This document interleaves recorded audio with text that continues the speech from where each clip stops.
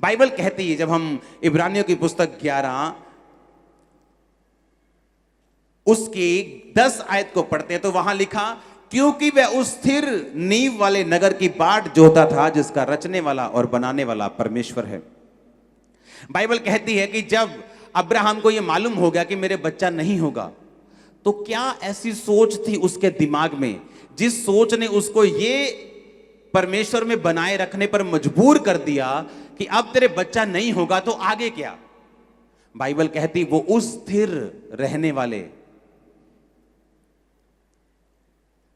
फिर से पढ़ेंगे 10 आयत को, क्योंकि वह उस स्थिर नींव वाले नगर की बाट जोता था जिसका रचने वाला और बनाने वाला परमेश्वर है।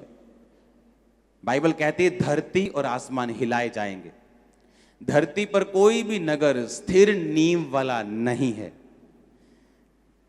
धरती का कोई भी नगर स्थिर नींव वाला नहीं है, क्योंकि बाइबल कहती है कि धरती और आसमान हिलाए जाएंगे। जब आगमन होगा, जब न्याय होगा तो ये हिलाए जाएंगे। ये किस स्थिर नींव वाले नगर की परमेश्वर बात कर रहे हैं? परमेश्वर हेवन की बात कर रहे हैं। जब अब्राहम को ये बात मालूम हो गई कि मैं शायद ये छुटकारा ना पाऊं, तो बाइबल कहती उसने ये सोच लिया था कि कोई बात नहीं, अगर मैं इस दुनिया में आशीषित इस आशीष से नहीं हुआ तो भी मैं स्वर्ग में जा रहा हूं, मैं उद्धार पा चुका हूं, मैं यहोवा के पास जा रहा हूं। कोई भी विश्वासी अगर इस सोच को नहीं रखता तो मैं आपको बता सकता हूं लाइफ में कहीं ना कहीं जाकर वो छुटकारे को नहीं हासिल कर पाएगा और कहीं ना कहीं जाकर वो अटक जाएगा। कहीं ना कहीं जाकर शैतान उसे फंसा लेगा, कहीं ना कहीं जाकर उसकी ग्रोथ, उसकी जिंदगी की आत्मिक ग्रोथ, उसका कहीं ना कहीं वो स्टक हो जाएगा, कहीं ना कहीं वो फंस जाएगा अगर उसकी सोच ये नहीं है। बाइबल कहती जब अब्राहम को विश्वास हो गया कि अब मेरी जिंदगी में बेटा नहीं होगा, बाइबल कहती किस कारण वो बना रहा परमेश्वर में, क्योंकि वो स्थिर नींव वाले नगर की बाट जोता था जिसका रचने वाला और बनाने वाला परमेश्वर है। अब्राहम ये सोच चुका था कि कोई बात नहीं, अगर ये ब्लेसिंग मेरी लाइफ में नहीं है मैं स्वर्ग जा रहा हूं। कोई बात नहीं, अगर बेटा नहीं हुआ मैं स्वर्ग जा रहा हूं। कोई बात नहीं, अगर फाइनेंशियल ब्लेसिंग नहीं है मैं स्वर्ग जा रहा हूं। कोई बात नहीं, अगर हीलिंग नहीं हुई मैं स्वर्ग जा रहा हूं। परमेश्वर ने कहा अगर तुम्हारा ऐसा विश्वास नहीं है तो शैतान तुम्हारे अंदर रुकावटों को पैदा करेगा, तुम्हारी हीलिंग में रुकावट होगी, तुम्हारे छुटकारे में रुकावट होगी, क्योंकि शैतान को अगर ये बात समझ आ गई कि अगर वो तुम्हारी हीलिंग को रोक ले तो तुम परमेश्वर से रुक जाओगे, वो तुम्हारी हीलिंग को रोक लेगा। क्योंकि शैतान को वो बड़ा इंटरेस्टेड है तुम्हारे उद्धार को खत्म करने के लिए। वो बड़ा इंटरेस्टेड है कि तुम्हारा उद्धार जो है वो कभी ना हो। वो बड़ा उसको तुम्हारी हीलिंग रोकने से कोई लेना देना नहीं। उसको हीलिंग ना हो, छुटकारा हो, पैसे की बरकत मिले, उसको कोई लेना देना नहीं। वो इन चीजों को रोकता है ताकि तुम्हारे उद्धार पर चोट कर सके, तुम्हें परमेश्वर से दूर लेके जा सके। और बाइबल कहती अब्राहम इसीलिए बना रहा क्योंकि उसका जो दिमाग था वो उद्धार की ओर था, वो मुक्ति की ओर था, कि वो उस स्थिर नींव वाले नगर की बाट जोता था। पढ़ेंगे उस आयत को, जिसका रचने वाला और बनाने वाला परमेश्वर है। आमीन।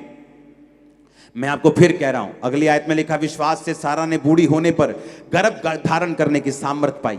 सामर्थ तब काम करती है जब आपके अंदर फेथ होता है। फेथ सिर्फ यही नहीं, विश्वास सिर्फ यही नहीं कि एक दिन प्रभु मुझे चंगा करेगा या उसके कोड़े खाने से मैं चंगा हो चुका हूं। विश्वास इसको भी कहते हैं, वो चंगा करे ना करे, वो मेरा परमेश्वर है, मैं स्वर्ग जा रहा हूं, मैं उद्धार पा चुका हूं, मैं परमेश्वर की संतान हूं। आमीन। और जब आप ऐसा विश्वास रखते हैं, जब आपका विश्वास अटल है, आपने परमेश्वर में जीने और मरने का फैसला कर लिया है, आप भी सामर्थ पाएंगे इम्पॉसिबल चीजों को पॉसिबल करने की। वचन कहता है सारा ने सामर्थ पाई गर्भ धारण करने की। मैं आपको सामर्थ देता हूं यीशु के सामर्थी नाम में सब कुछ धारण करने की।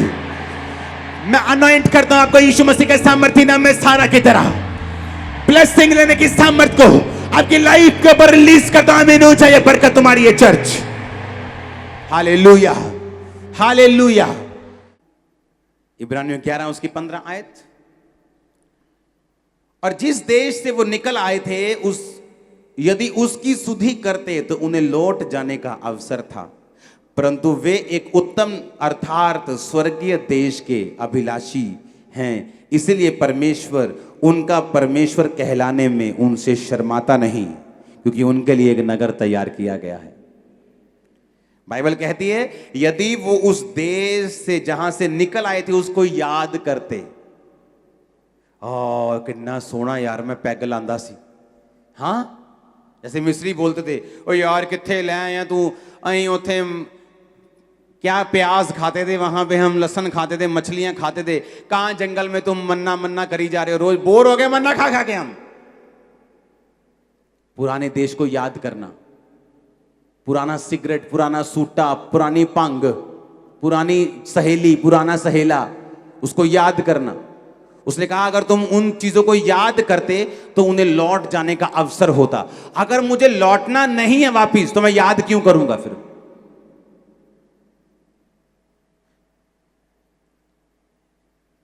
जिस गली मुझे जाना ही नहीं है मैं उसका एड्रेस क्यों पूछूंगा? जो काम मुझे करना ही नहीं है मैं बैठकर पुराने दोस्तों के साथ उसे क्यों डिस्कस करूं कि हम कैसे पैग लगाते थे, हम क्या बातें करते थे, मैं क्यों बात करूं ऐसी? भाई कहता अगर उन्होंने उस देश में लौटना होता तो उसे याद करते, पर कहता उन्होंने लौटना नहीं था क्योंकि वो स्वर्गीय देश के अभिलाषी थे। जब तुम स्वर्गीय देश के अभिलाषी हो, दुनिया की ब्लेसिंग्स तुम्हारे पांव चूमेंगी, याद रखना। दुनिया की ब्लेसिंग्स मैं फिर कह रहा हूं तुम्हारे पांव चूमेंगी अगर तुम स्वर्गीय देश के अभिलाषी हो तो। शैतान तुम्हारी कोई ब्लेसिंग रोक नहीं सकता अगर तुम स्वर्ग को देख रहे हो तो। अगर तुमने विश्वास कर लिया है कि मैं स्वर्ग जा रहा हूं, ब्लेसिंग मायने नहीं रखती, तो याद रखो मैंने कहा ब्लेसिंग आएगी नहीं, मैंने कहा तुम्हारे कदम चूमेगी ब्लेसिंग यीशु मसीह के नाम में।